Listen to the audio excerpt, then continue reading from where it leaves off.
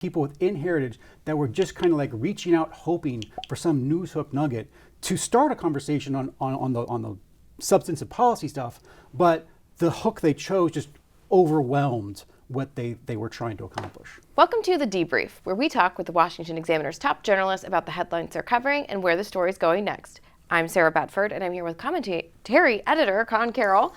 Conn, let's talk about what's going on at the Heritage Foundation. Lots of drama this week. Get us up to speed on why everybody is talking about Heritage right now. Everybody in Washington, most people may not care. I don't think we have time, so I'll just try to hit the highlights. The Cliff Notes. Cliff Notes is seemingly out of nowhere. Heritage President Kevin Roberts posted a 2.5-minute video in which he defended the Heritage Institution's relationship with Tucker Carlson, mentioned Nick Fuentes briefly by name, and then tried to frame it all as, we're just trying to all be able to have free speech and talk about Israel here. Mm-hmm. And it was not received well, mostly because of a lot of the word choices he made, particularly calling anyone who criticized him or Heritage a part of a venomous coalition, which touches different anti-Semitic tropes in the past. And just the overall, he tried to frame it as any criticism of Tucker Carlson as being some type of attack on cancellation and free speech, which a lot of people thought, I think justifiably, they should be able to criticize Tucker Carlson without being accused of being censors. So there we are. So there we are. And then from there, there was backlash to the video. His chief of staff retweeted some other former Heritage staffers who were saying that anyone that criticized Heritage's video should be fired. That chief of staff was then reassigned to a policy position, and then he resigned. Mm-hmm. And then it only went south from there. Mm-hmm. So there's a few questions that I have for this, just off the top quickly. Why? Why did he do this?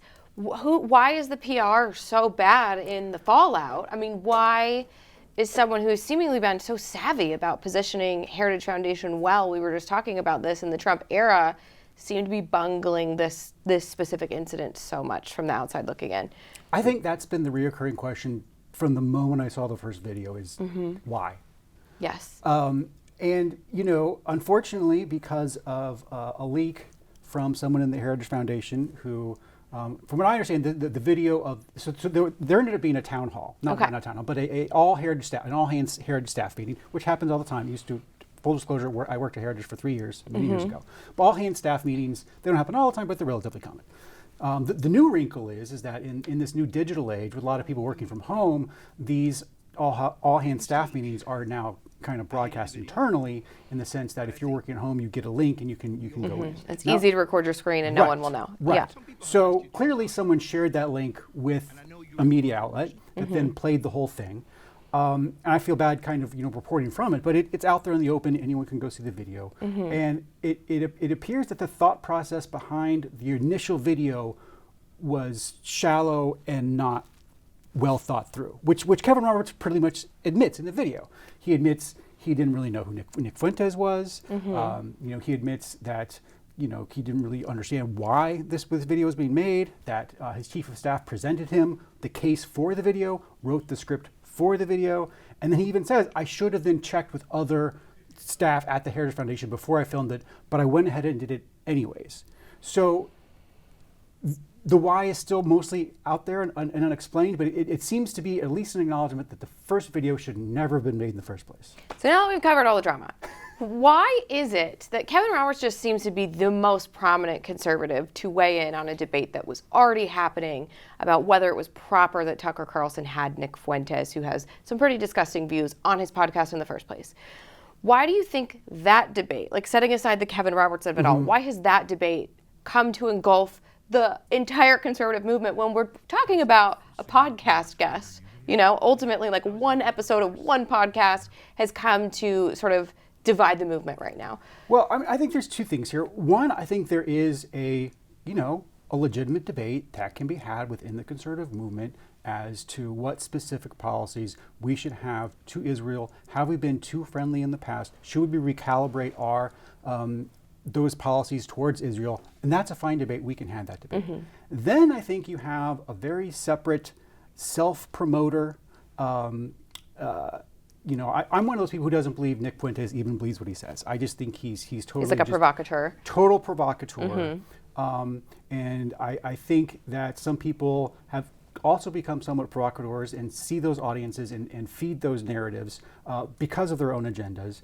And I think, unfortunately, Heritage and a lot of people in the conservative movement have let this provocateur come in and dominate and obscure what should be a valuable policy debate. And I do think it's unfortunate.